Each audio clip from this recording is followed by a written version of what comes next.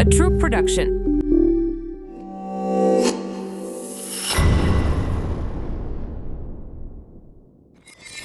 I'm convinced that love is a journey of self-discovery with someone by your side and a project that's built as a team, one day at a time. I think God made us different, though equally important, to complement each other and to multiply all the experiences, goodness, and happiness in life. However, today, love seems more like a power struggle, or relationships seem more like mother and son or father and daughter. And that's a riddle we're trying to solve. And for that, I invited someone I'm very happy to have here. Valentina Ortiz comes from Dubai as part of a tour to spread this message far and wide.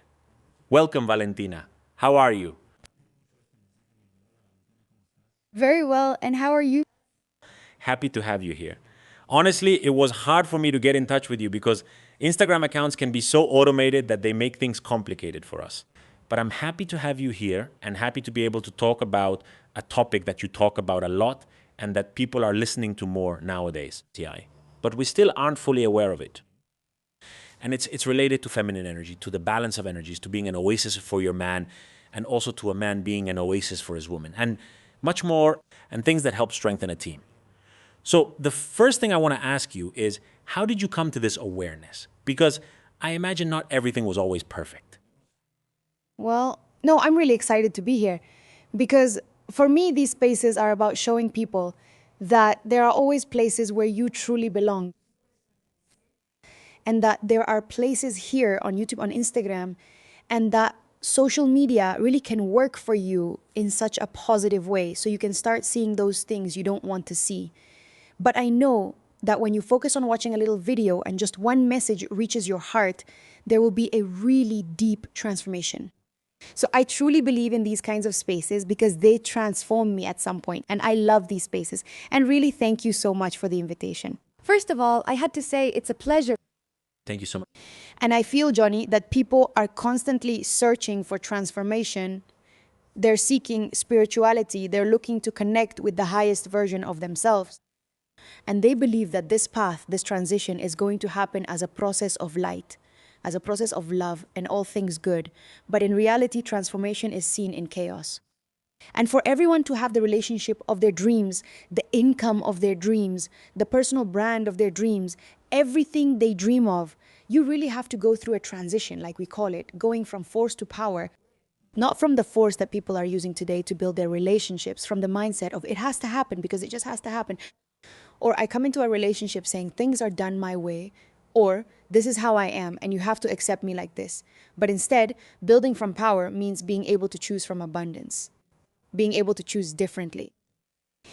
And there comes a point where you go inward, because I've always said that the way out is always inward.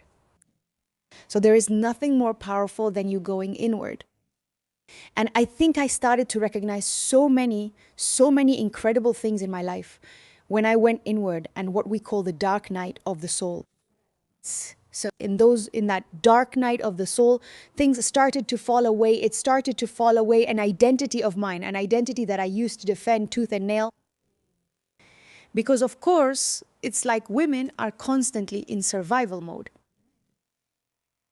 And when you realize that, you go inward and a lot of things start to break down, which for the ego feels like such an incredible loss. But for the soul, it's an infinite gain. But what pushed you to that? Because even though we all hear all the time that we need to know ourselves, that we need to look inward, that we need to work on ourselves, the reality is that we live on autopilot, which keeps us looking outward, pointing at others, blaming others, and holding everyone responsible except ourselves. On autopilot until we become aware. But as you rightly said, the people who are here becoming aware and trying to help others become aware, we go through dark nights of the soul, and almost always it's because of some event. An episode, a crisis. Was there something like that for you? Yes. I think throughout life, you experience moments that pull you out of your perceived identity, leading you to restructure yourself. Several of those, it's like I feel that one of the most important things every human being can do is learn how to choose well. Choosing your partner is one of the most important decisions any human being should reconsider many times. And I feel that today, having the relationship I have with my husband and being the woman I am today is thanks to the mistakes I made by choosing poorly, choosing from a place of lack, choosing from a sense of not being enough, choosing from a need for validation. Because we women sometimes tend to repeat a lot of patterns and not take responsibility, but simply say, since I grew up without a father, that's why I keep having relationships like this from then on. So of course that was like my constant narrative. The ones to blame are my parents, the ones to blame are my friends, the ones to blame are all my relationships. I often looked outward and placed responsibility on others, as you mentioned. And then there comes a point where you start looking at your relationships and you say, but why is everything always the same? But why does the same thing always happen to me? If I'm such a good woman, if I'm so professional, if I grow so much, if I do so much, why can't I connect with a good man? Why can't I find a good relationship? So I was putting the focus a lot on others and saying, like, I'm so complete. What's wrong with me? There was so much inadequacy in me, which is why I believe nothing external could fulfill me. But at the end of the day, I was constantly seeking a lot of validation because it's something all women go through. So I feel that where I was able to connect with myself the most was during the breakups I had in my relationships. And through that, I started to build myself up so much. I started to go inward, to connect with myself spiritually, to validate myself emotionally, to understand it, to take care of my energy in every way, to become a much more spiritual woman, to connect much more with my femininity. I started making so many changes in my life that life and God had no choice but to send me a man who was already aligned in his masculinity. But that was because I was already aligned with my femininity. And I think that's very powerful. And that's where I want to. That's where I want to go back and take a step back, because you said something that's fundamental and that a lot of people overlook. I took advantage of my grief, my breakups, the pain and the crisis that those relationship endings put me in. Because what happens is that when someone goes through a breakup, instead of taking time to reflect, besides everything the other person might have done wrong, what you did wrong. Because in the end, there's a shared responsibility, right? In most cases. And it's an opportunity to grow. That pain is a messenger. That crisis makes you grow. But a lot of people disguise it. Alcohol, partying, jumping into another relationship. Friends, I don't know, right? So I want to emphasize this because it's important that you take advantage of every crisis and every dark night of the soul to ask yourself what part you played in creating these results. Based on those results, decide which you liked, which you didn't, which you want to change, and who you need to become to create new results. And what you're sharing with us is really powerful because it speaks of responsibility, right? You took the reins yourself. You stopped blaming others. And it was hard. I mean, yes, it's hard, but what happens? And why do you? For example, you were saying that there are 4 ways people usually avoid pain. The first one, for example, is avoidance. Avoidance is when I feel the pain. I don't allow myself to feel it. But instead, let's say you had a fight with your partner. So you go for a walk and say, no, no, no, I'll be back later because I'm not going to argue with you right now. So I avoid and I leave. And I do 1,000 things so that it supposedly goes away. And that's the worst thing people can do. The second is suppression. I suppress the emotion. Imagine that you, I don't know, hate your neighbor or you're really upset with your wife. I mean, instead of sharing it with them, you immediately act as if nothing is happening. And the other one is, for example, repression. It's like when you're really upset, and instead of expressing it or feeling it or letting it be and allowing it to show you whatever that emotion came to show you, you immediately repress it. It's like when people repress their sexuality. Also, like sweeping it under the rug. Exactly. Like covering it up with dust. And everything you hide today is going to come back, and in a worse way. And the fourth is expression. Like I'm always talking to people, expressing how I feel so they can approve of me, or so they can approve and confirm what I'm saying, and adding more negativity to things. Like a victim. Like a victim, like drama. So when we are clear about these 4 phases that we can usually enter to avoid pain, there is something I always tell people, and it's that I know it's really hard, but that is not going to help you heal. What will help you is looking for information from people who have a very low level of awareness and who are going to make you tear yourself down, bring you down, go to the lowest point of your personal growth. What do you have to do when you're going through a breakup? When you're at a moment where you're ending a chapter that's very difficult, it's very hard for everyone. I always tell people to allow themselves to feel all that pain and to speak to that emotion. I mean, I always remember, and I always tell women that when I've had the worst moments of my life, it's been after a breakup. I mean, I think that's really hard. And I remember that I would say to God, like, God, give it all to me. I'm willing that if I have to die from this pain in my soul, I'm willing, but I don't want to run away from this emotion anymore. How many years have I been repeating the same thing? How many relationships have I had being the same and acting the same? How much longer? So when you say until when, that's when you have the opportunity to do things differently. Doing it differently means I don't want to. If I want to enter a new relationship and I want this relationship to be different, I'm not going to dwell on the relationships I've already had. I'm going to introduce myself again. And that's what I started to do. I said to God, give me everything. It's because I was in such a bad place that I kept asking, how do I get out of here? And the question isn't, how do I get out of here? But the question is always about me. Like, are you really able to handle this? Of course I am. So I would say to God, give me everything because I'm literally willing to spend that energy. I have to cry every day. I cry every day, but I won't avoid this experience anymore because I want to see what it reveals to me. It was surprising. It showed me that I had a lot of pain from feeling inadequate, that I would always try to cover it up and go distract myself, which is what people usually do. They lose their way. And this last time, I literally went inward. I connected more with my spirituality. I started taking much better care of myself, studying myself, managing myself, and letting my emotions be. So when you feel a lot of pain because of something you're going through, it simply shows up as restlessness. And when you feel disturbance here, that's like a call from God and the divine telling you it's time to awaken your consciousness and grow spiritually. Start feeling your emotions. Cool. Emotions are not meant to be managed, but to be felt. So you feel the emotion. You start to think about that emotion. You bring it into your body and your mind. And obviously that emotion is going to generate sensations like feeling it in your stomach, in your head, feeling like you want to throw up, your hands shaking. I'm really scared. I don't know if I'm going to be able to handle this. Feel all of that when it comes up in your body, all those emotions. That's the moment when you implement a technique that we've studied a lot, which is called letting go from Dr. David Hawkins. And he teaches this so that people can get out of those very negative and intense emotional states that are so overwhelming for them.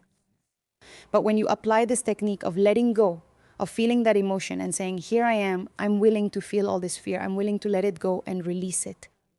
I send a lot of love to what I'm feeling and to the other person. The fear starts to dissolve. And that's the most beautiful thing people can do. Instead of going outward, go inward.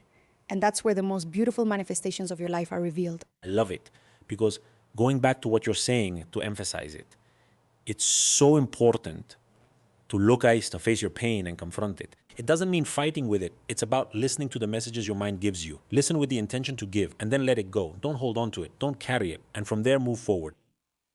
Yes, entrust yourself to God because God is within you, but also be responsible because He gave you free will to decide what you are going to do from there.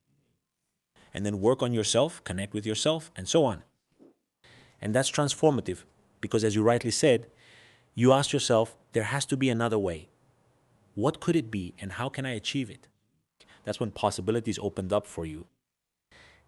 To get to that point, what pattern were you experiencing? Because you keep saying that you were repeating certain things from relationship to relationship.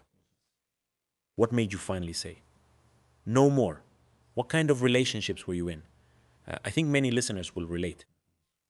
I feel like I kept attracting the same pattern. And it was like people would come into my life to remind me why I wanted a partner. It's very interesting. But nowadays, for example, this is a question I always ask people, why do you want a partner? People dream of love, but they don't know what it is. What is love?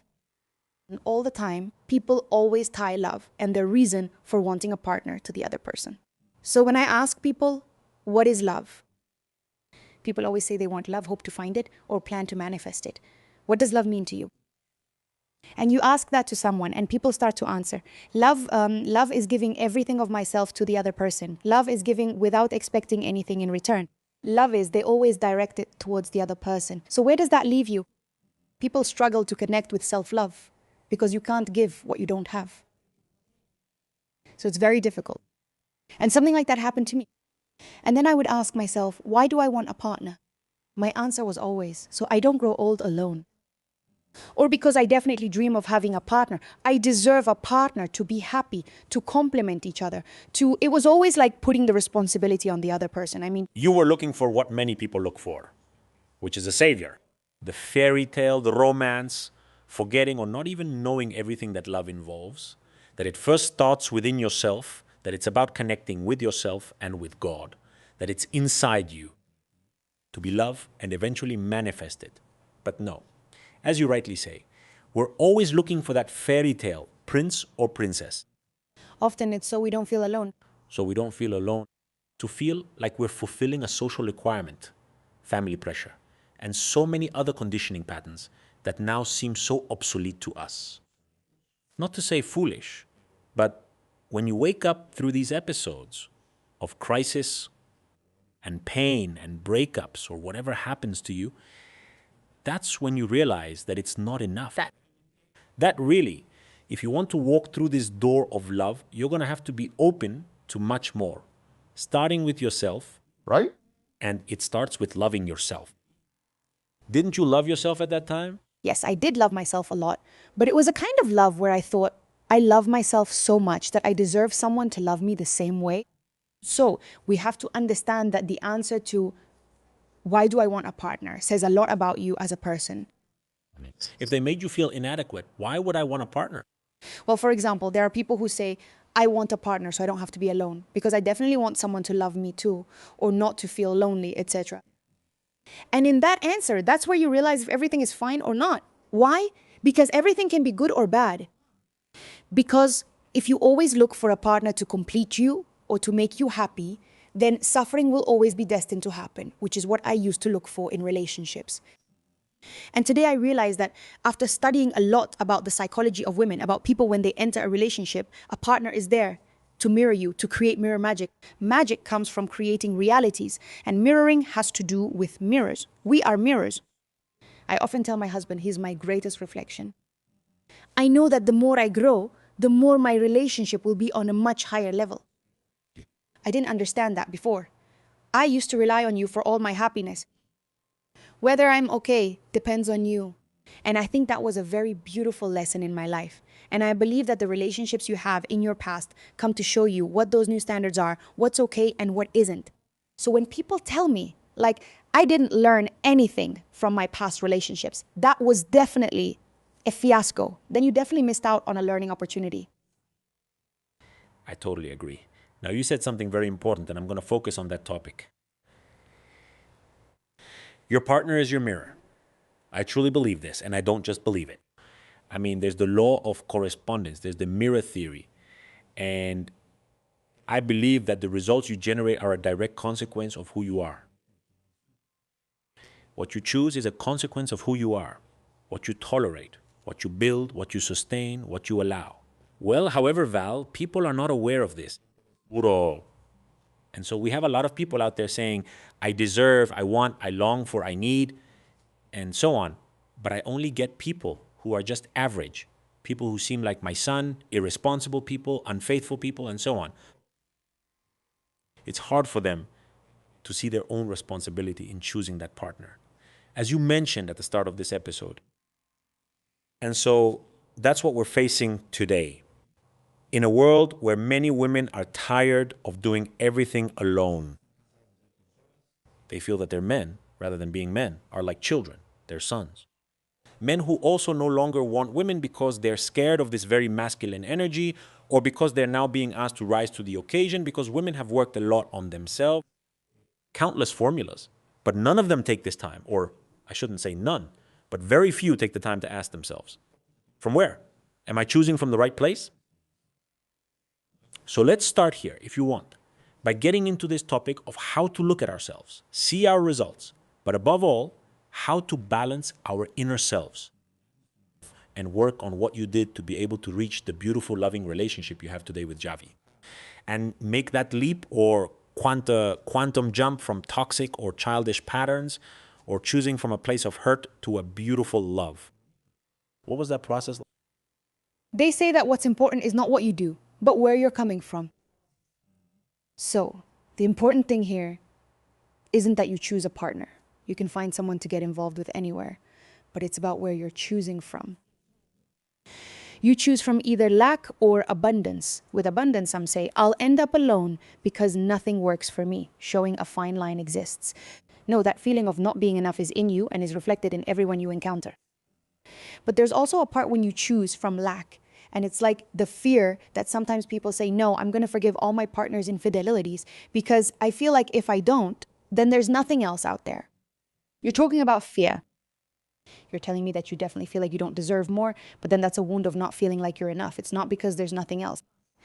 Entonces, there's something incredibly powerful that's a very important key for people when they're going to reconnect with their partners, and that's adaptability. If you're not ready to change, to transform what you think you are, to become who you really are, then you're not ready to enter a relationship. One of the best things that happened to me and my partner, who I consider the love of my life and my dream relationship, a great example for others. So much that people ask, are you really like that?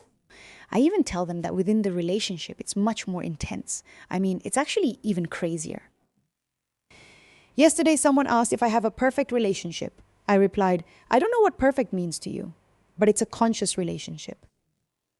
A conscious relationship brings abundance to all areas. So what I'm getting at, adaptability, which for me is the secret to successful relationships, is that when I enter a relationship, for example, when I met my partner, I had a lot of masculine energy. I was a person who had companies, who was a leader, who had a huge community, who already had a personal brand, who had brick and mortar businesses.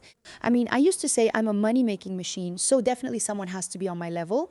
Or if not, they're just not for me, period. I wasn't interested in getting married or having kids. I used to insist on doing everything myself. Don't carry my bag, don't pay for me, I can handle it all alone. And today I understand it, and I see that it was a wound because I also saw how my mom grew up in the same situation. I mean, I saw how my mom was a warrior. I grew up without a dad. So I grew up with that father figure, very distant, but with that mother figure, seeing that my mom was both mom and dad. But nowadays, I see that my mom got really exhausted. She got really tired. She made a lot of choices from a place of lack. I realized we had to settle, but only because mom did everything.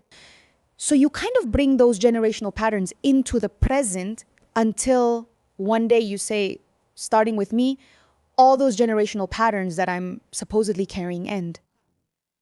Starting with me, all the financial hardship ends, all the patterns of mistreatment, all the patterns of bad relationships. And when I met my husband, I had that energy, Masculine. super masculine, and I see him with his super masculine energy too. So of course, there was a clash between the inner man I had and obviously his masculine energy.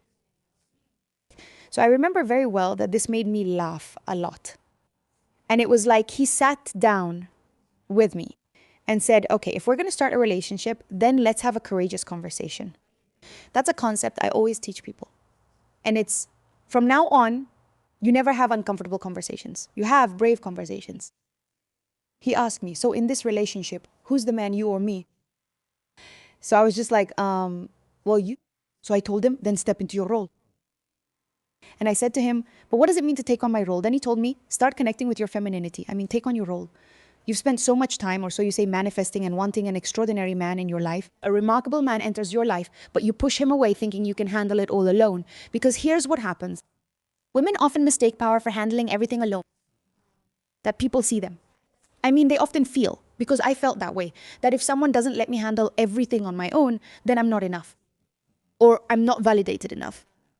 So this is where there was a really intense process of okay, I'm going to work on my femininity. I'm going to work on my femininity. And it was a very different concept. I mean, for me, it was like, what is this? So femininity then means being submissive. That's it.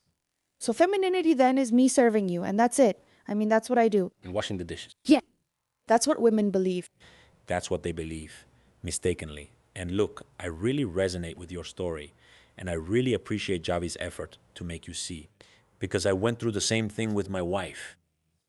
And the truth is that, like culture, social media, there are a lot of things, and well, also a lot of issues from, you could say, childhood and things like that. Have they made women believe that they have to lean all the way into their masculine energy, neglecting their feminine energy? And it's okay for them to have both, because we all have both. They're like different characters that come out in different situations. The famous archetypes, right? The anima and animus that Carl Jung talked about. But at home, in the household, with your husband, blah, blah, blah. I used to tell my wife, honey, we can't be two men fighting, because then there will be a power struggle. We need to be a team. And I really resonate with that story because she thought the same thing too. And women feel like it means diminishing themselves, that it's falling into the patriarchal system, and all this stuff that I think are very misunderstood or already outdated. And I'm really glad that women like you are spokespersons for this today, and that they're living it, and that they see it's something. And above all, that they see that when the right man is truly a responsible man, and he's also connected with his femininity, with his feminine energy, he gives the woman the right space to flourish, to be a complete woman, to be a successful woman, to be a strong woman, but not to lose the most beautiful thing she has, which is to create a home, to create an oasis, to create a family. All that, which isn't washing dishes. It's the most important thing in life, the foundation of society, and will educate our future children. Without you, we are nothing. And that's why we men who believe we practice healthy masculinity want to give you that platform. So I'm telling you this so you can really see the connection I have with this story, above all, so that the people listening to us can see that this is real. What happens when you start seeing Kavi as a man in every sense of the word, and you start allowing yourself that humility to say, well, I'm going to try? What do you start to see? I'm going to tell you something, because I know that here we're going to go really deep, and I'm very direct with women about this. I love it.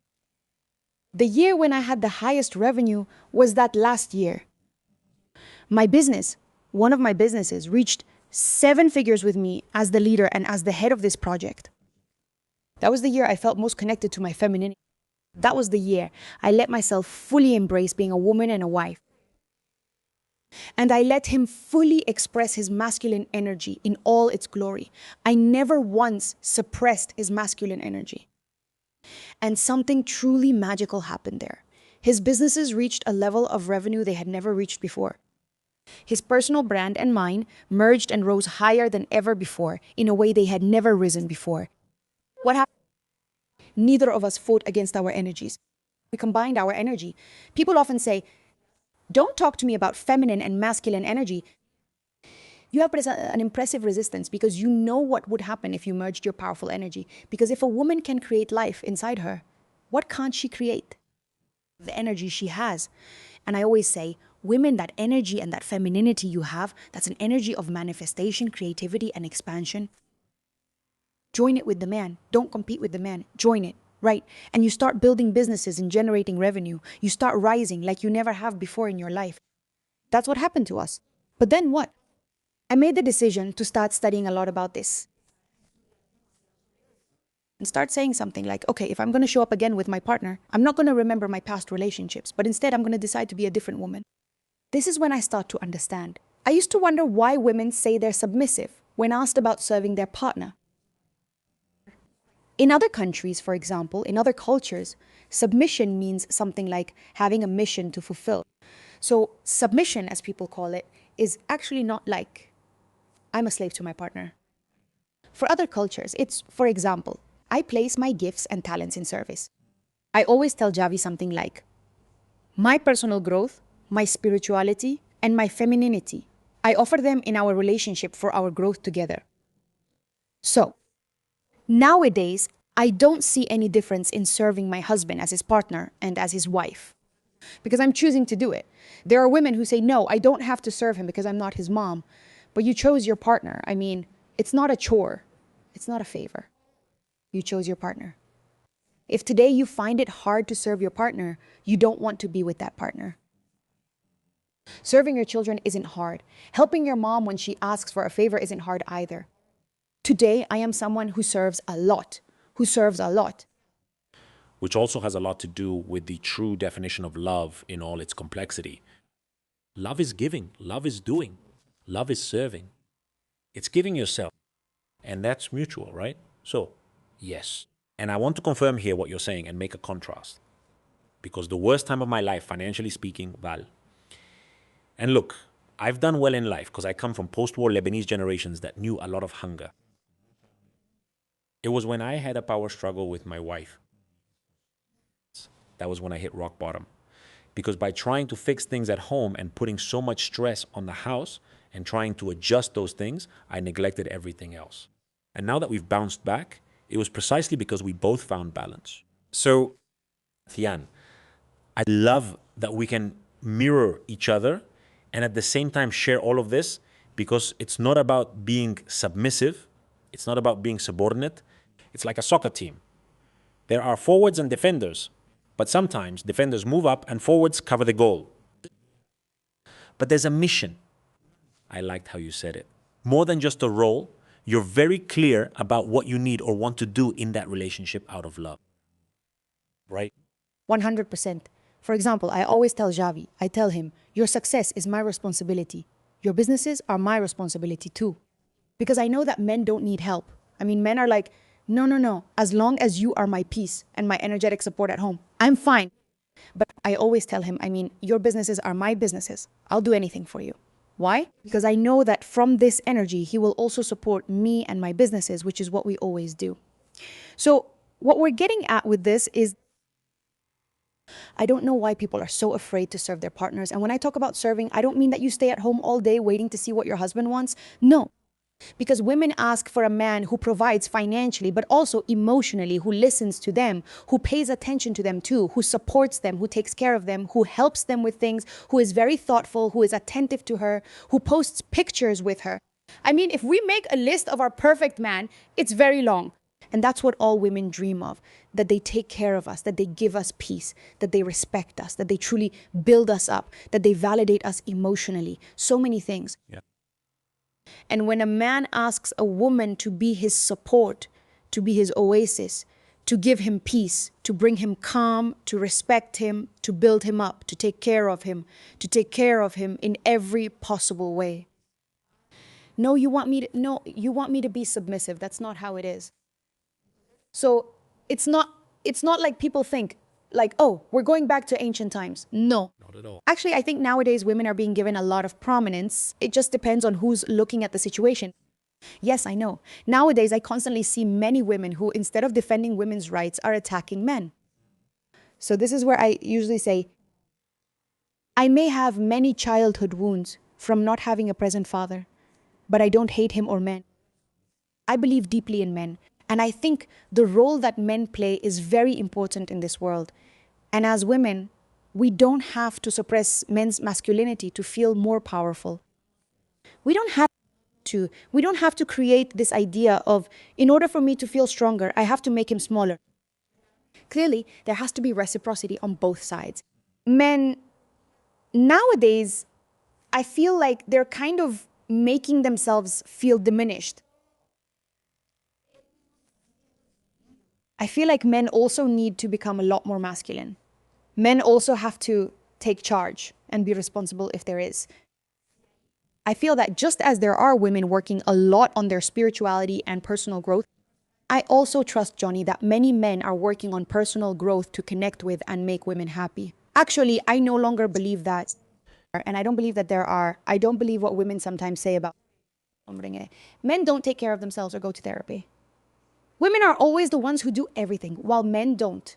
I believe there are men seeking connections with extraordinary women who are taking care of themselves and valuing their masculinity and increasingly respect women.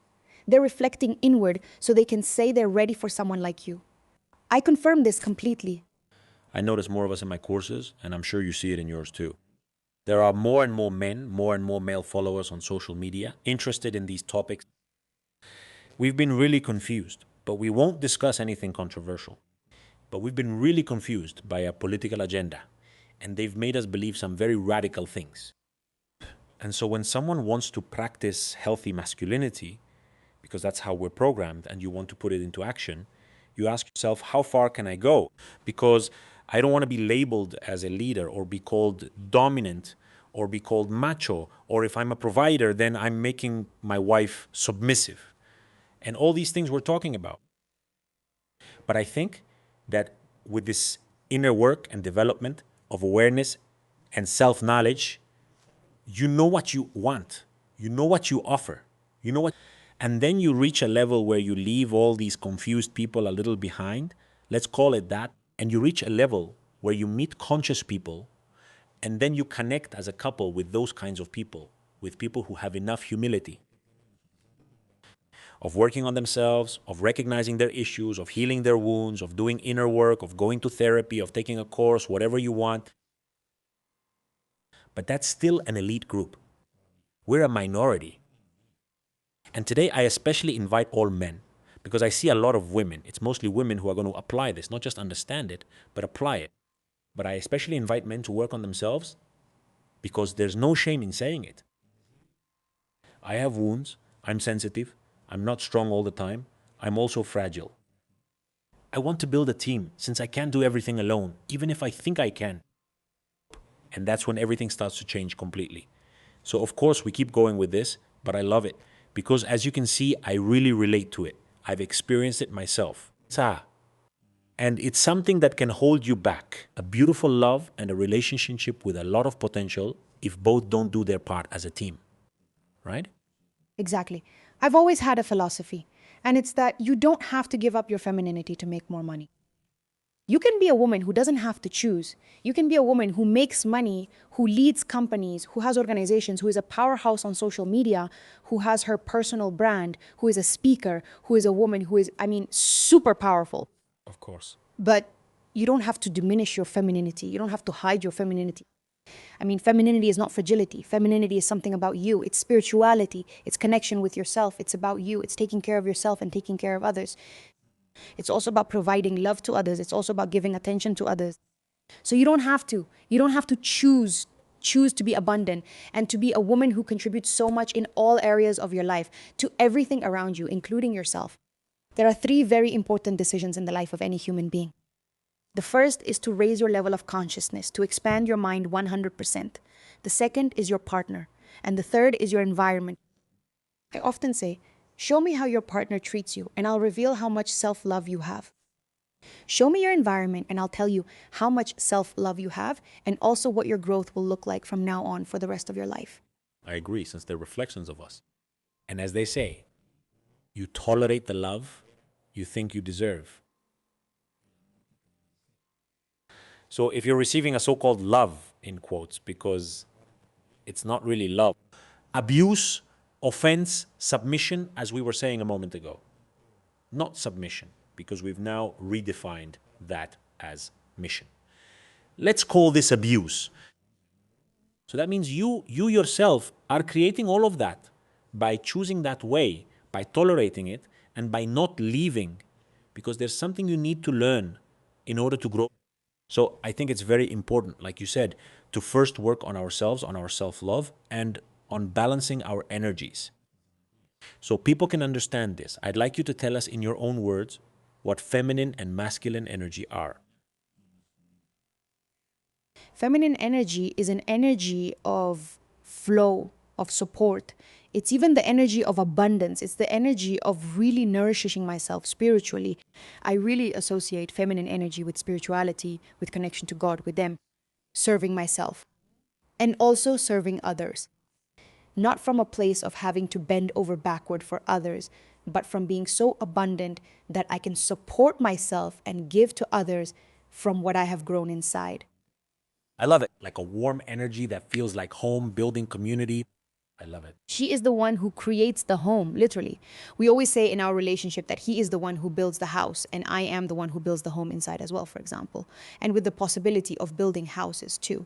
So one thing doesn't take away from the other. And obviously, femininity let's say that femininity is not just the role of a woman, because there are men who have their femininity and their masculinity. It's not about gender as such, but more like an energy. It's an energy. It's something that we all have. It's just that some have it more developed than others. Masculinity, for example, in women is often seen in the attitude of, I can do everything by myself and I don't let anyone take care of me, in being very, very, you know what is a very crucial characteristic of women who have a lot of masculine energy? Reactivity. Okay. When you want to shift from masculinity to femininity, observe your reactivity with your partners or with the people around you. When you are very reactive, you are constantly in survival mode, like you're just trying to survive. And you need to move from a state of survival to a state of creation. Creation is femininity. But when I'm constantly just surviving in survival mode, defending myself, I see negativity in everyone. I get into drama. I want to fight with everyone. So that's like a kind of masculinity, so to speak, like a little bit toxic, or a kind of masculinity that we've been taught. But also, for example, I also apply it a lot to the kind of masculinity you actually should tap into. For example, a woman who takes advantage of her masculinity is like, for instance, when I'm on stage, I put all my masculine energy into that stage, all of it. Why? Because I want to be seen as a role model, because I put a lot of that kind of energy into it, the kind that's magnetic. Magnetism comes from femininity, but also from that which creates confidence. It doesn't mean you go on stage acting like a macho man. You go on with confidence. Yes, masculinity doesn't always look like I'm very tough or I'm a... No. It's also about where you show your femininity and where you bring out your masculinity. When I'm with my partner, I'm fully feminine, letting myself be cared for and served.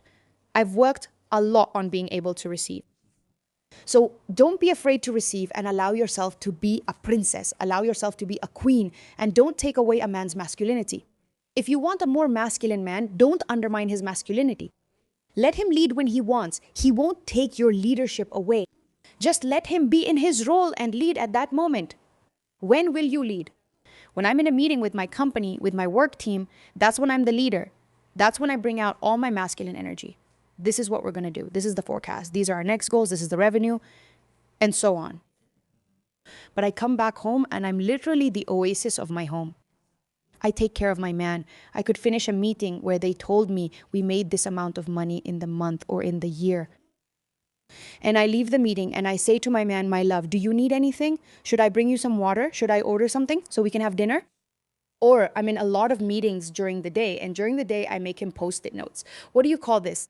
Like little notes, post-its that I stick on the door, and I put and write on them, the most wonderful man in the world lives here. Or I finish a meeting and I say to him, you did it amazing.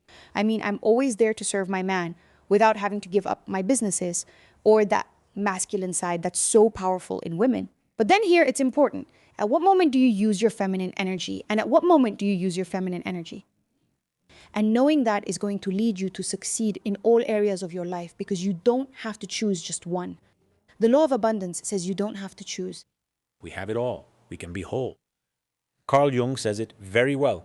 In every person there is anima and animus, the animus and the masculine, both in men and in women. Many times we fall in love with what we project onto the other person, and what we project is usually what we lack.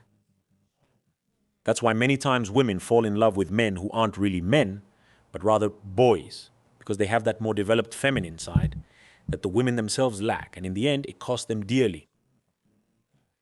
And the other way around, those men fall in love with very masculine women because they are strong for them, right? Or dominant or decisive for them.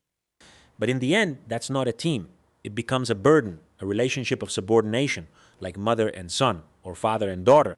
So I think with what you're saying here, it's beautiful that when you're balanced, instead of falling in love with what you project, you fall in love with something similar to what you are. By noticing and recognizing it, you connect with the abundance you mentioned. That being said, I want to ask you, because many women, and I'm sure you get this too, tell me, Johnny, there aren't any men worth it. They're all irresponsible and only want sex. Joe, I would raise a question here. Are there really no men worth it? Or are the ones you attract trying to tell you something, right? Or could it be that you're already so strong and dominant that you don't allow anyone to come in and love you? Like in this case, Javi almost couldn't love you because you wouldn't let him in. What can you share with us about that? There's something very interesting that you said before this that I just remembered once. A woman told me, she asked me, she said, okay, I'm a woman who's a strong leader. I start businesses with my partner. We both create companies, we do business and all that. And you know what? We're having a problem connecting. We don't even have sexual encounters. So I look at her and say, of course, a mother doesn't want to sleep with her son, and a son doesn't want to sleep with his mother. Why? Because you're being a mother to him. You're cutting off his masculine energy all the time. And because you say, since I'm an entrepreneur, I have to come across as more entrepreneurial than him, I have to do more things than him. So, of course, a lot of emotions that constantly connect them get broken, and that relationship isn't going to go very far because she wants to be his mother. And you say, oh, but why is my husband so feminine? It's because you're the masculine one. Someone has to take on the other role. That's right. So that's super powerful. And then there's the question they ask you, which is, why are there men who only want to be with me sexually? So that's where there's a really deep and intense self-inquiry. And here I always tell the girls, I say, it's like, this might sound harsh, but if it hurts you here, if it bothers you here, if it moves you emotionally, and what I'm about to say disturbs you, that's exactly where you need to work the most. Because the ego gets really bothered when you try to make even a little change. When the ego feels that something is about to change, it starts attacking you in the most abrupt way possible. Because the ego doesn't want you to change, it wants you to stay the same. So here it goes, and it's, how much are you seeking validation out there? How much external validation do you need? And how much are you revealing too much of yourself? And why are men only seeing you as someone for sex? That happens a lot on social media without judging or pointing fingers at anyone. But today, women are objectifying themselves a lot. I'm not saying all of them, but many, because their whole Instagram is about butts, bikinis, and not from an artistic point of view or celebrating or being at the beach. It's really like, if I don't do that, I don't get likes or nobody messages me. Then they're surprised when someone messages them just for sex. And they say, why don't I have someone who values me? And in a way, it's a reflection that maybe you're not valuing yourself in the right way. It's like when someone always asks, why is everyone so unfaithful to me? In what area of your life are you being unfaithful to yourself? I agree. Where in your life are you not keeping your word? Even your brain doesn't distinguish whether you're breaking your word on something big or something small. For example, imagine you said on Monday, this Monday I will start working out, and you don't work out on any Monday. On Tuesday, you say you'll start with your first personal branding video, and you don't upload any video, and so on. You keep breaking your word. And then you demand others to keep their word, but you don't keep yours. So that's a really powerful self-inquiry, a really beautiful one. And it's like, okay, if men are coming to me only with this sexual pursuit, what am I representing? What am I putting out there in the dating market? Or what am I representing to men? Because I love women and I defend them fiercely. But I also tell women, like, my beautiful queen, so let's change things in your life that are uncomfortable. Of course, the thing is, at the end of the day, you came to this world to get uncomfortable. If you want to grow, you came to get uncomfortable. You didn't come to stay in the same place. Your resistance marks your greatness. Where is your resistance? My resistance is, well, that I'm really scared to look inside. I'm really scared to change what you're talking about. I'm really scared to change what Johnny recommends to us. Because of course it's hard. Of course it's going to be hard. But it's going to cost you even more if you don't do it. Exactly. And part of that is breaking conditioning and finding your own ways. Like a friend of mine who was also on this podcast, Alfonso Ruiz, says, the highest law in a relationship is the relationship itself. Whatever the couple agrees on is fine. And many times, because of conditioning and things like that, not wanting to change them.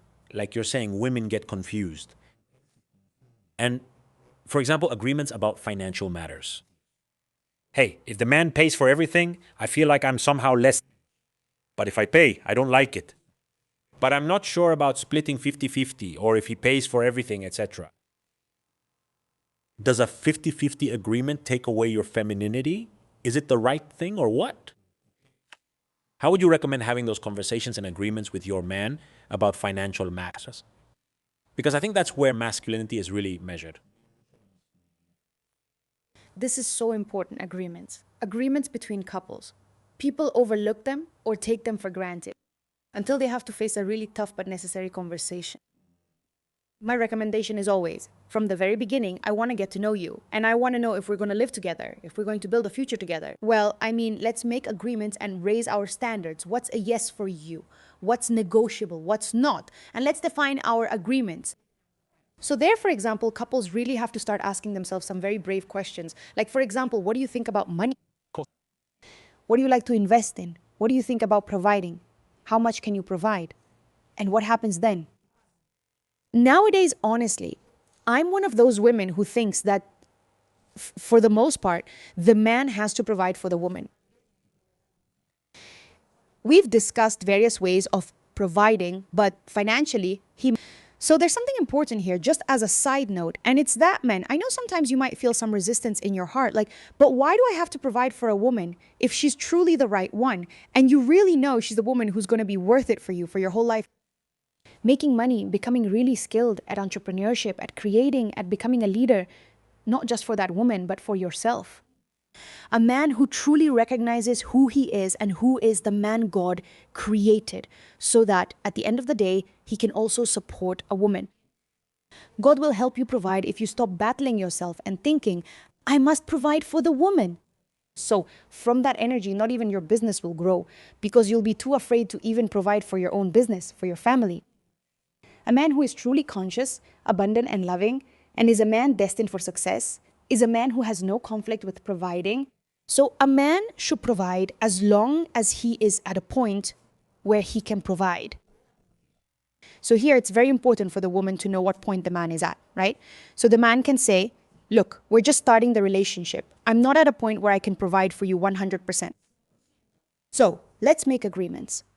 Let's agree to start at 50-50 while I get established, Like until we reach a point where I can provide for you.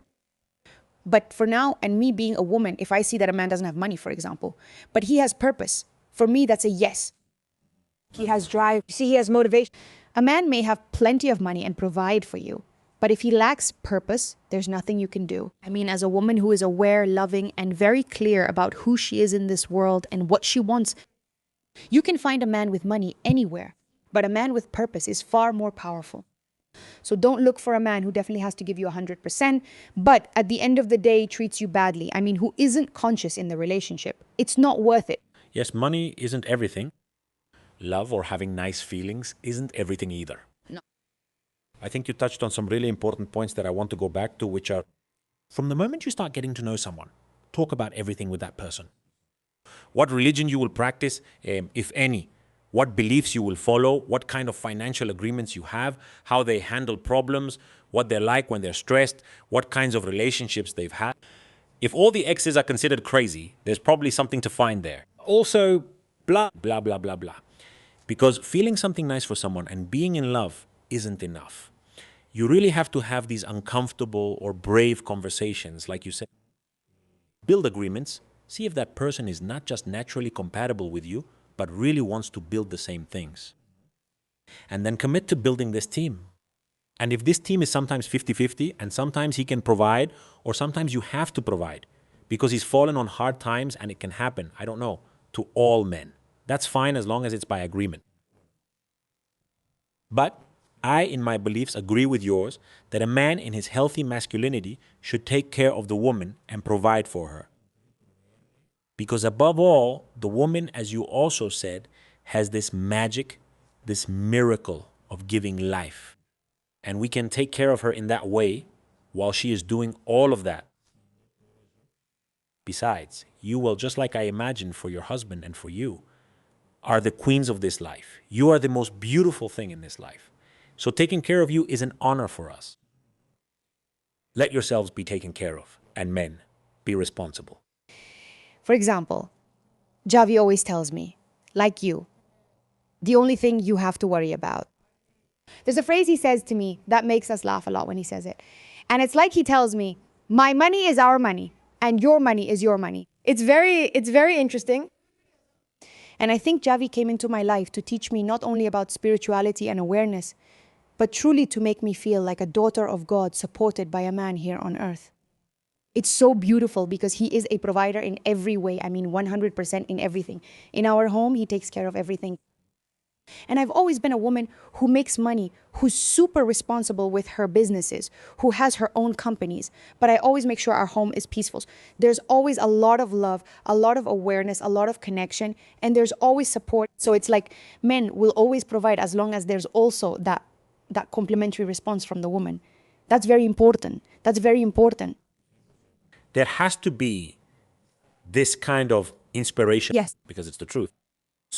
And this unspoken sense of gratitude of saying everything I give is multiplied back to me. That is with attention, with warmth, with affection. And then you leave your house with a purpose.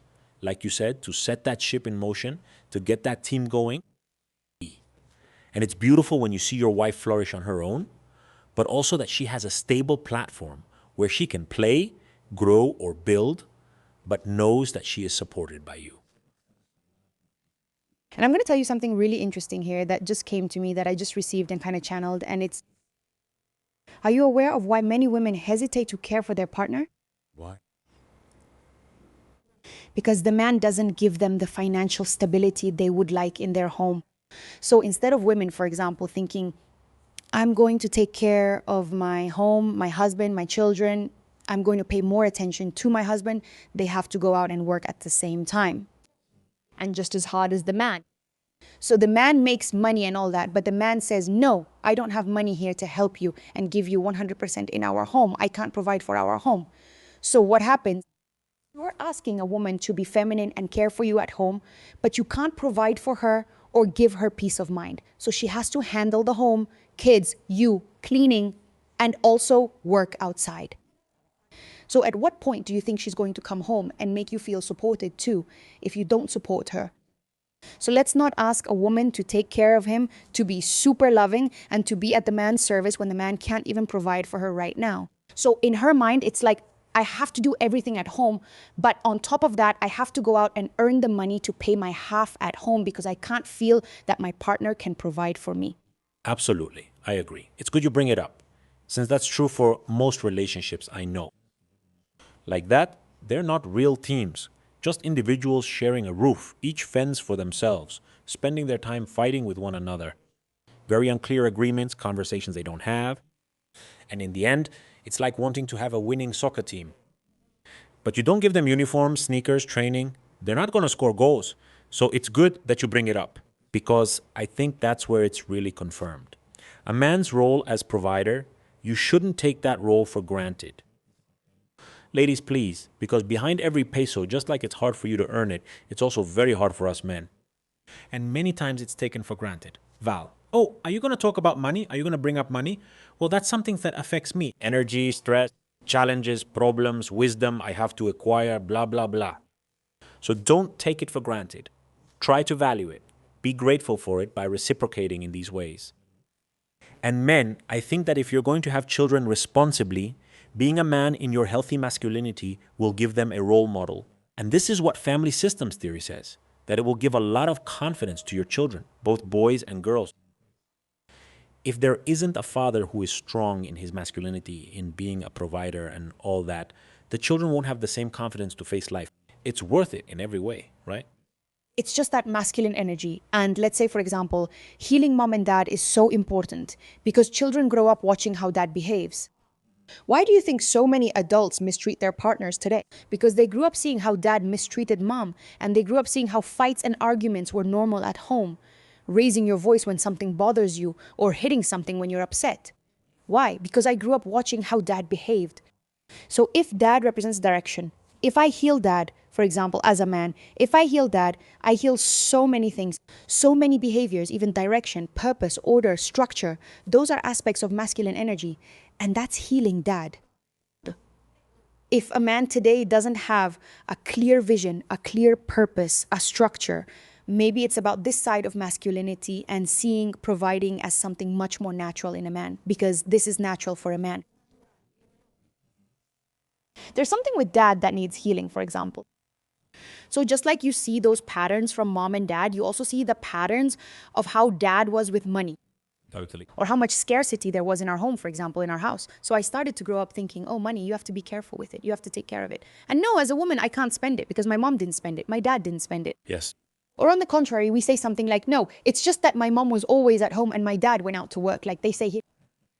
So we have to be very careful because today we are in a very different generation. And I think we have a really beautiful opportunity, Johnny, to do things again, but from a higher place, a more loving, more beautiful place. Because just because you've been with a partner for 6 years, 10 years, doesn't mean that's the only way you know how to love. Absolutely. You can reintroduce yourself to your partner and say, I have this pattern in my life. When I was dealing with my patterns and my fears and my issues, I had a conversation with Ravi and I said, I have a lot of fears. I have a lot of insecurities. I have patterns. And I want to tell you about them, not to make excuses for them, but so we can see what we can do, how you can help me get out of them or see them in a more loving way. That's when we asked, what do you think about forgiveness? What should we do during an argument? What are your love languages? How do I make you feel more loved? How do you feel more supported, more cared for? Because that's where the agreements come from. That's where those things come in. Like if I show up again, that's it. What are we going to do again? I've always had to fight one way. You've fought another. How do we improve things? It's not a fight.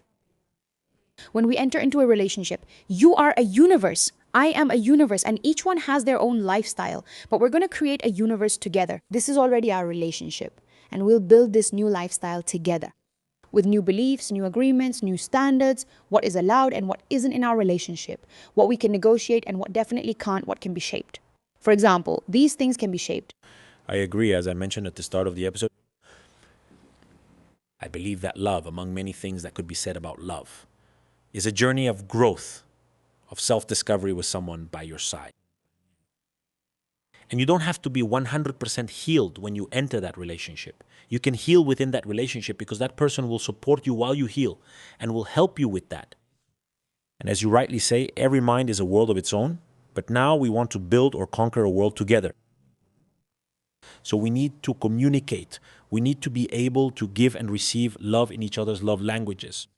We can, I don't know, grow together, build together, do business together, whatever it is together, without losing our individuality, because that's what makes us whole as people, so we can be whole as a couple, and eventually with our children.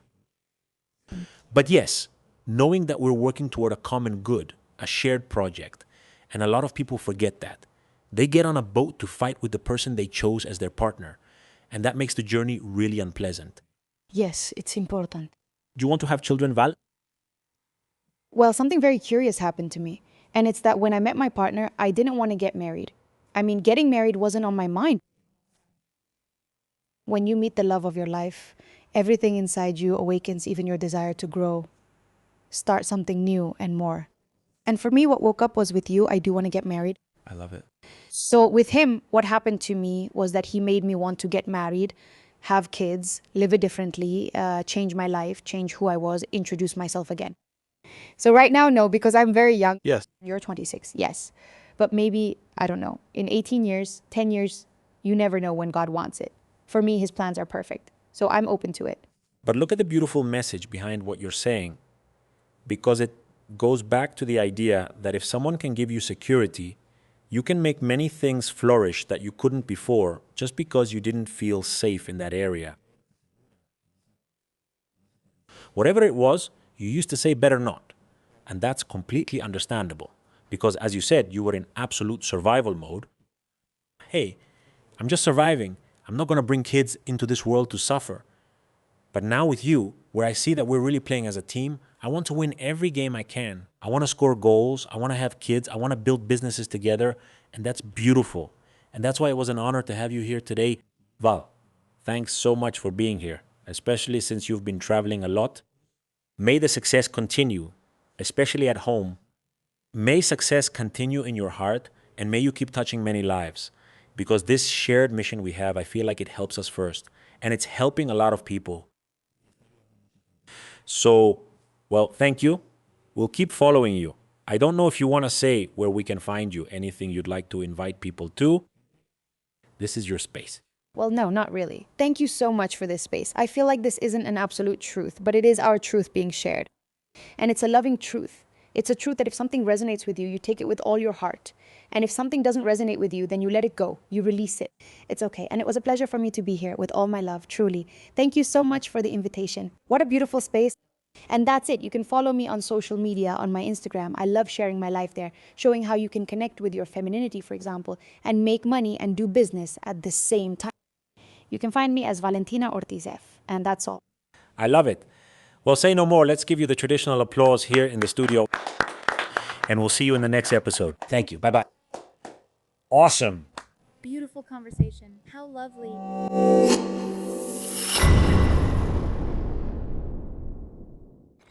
Una producción de Troop.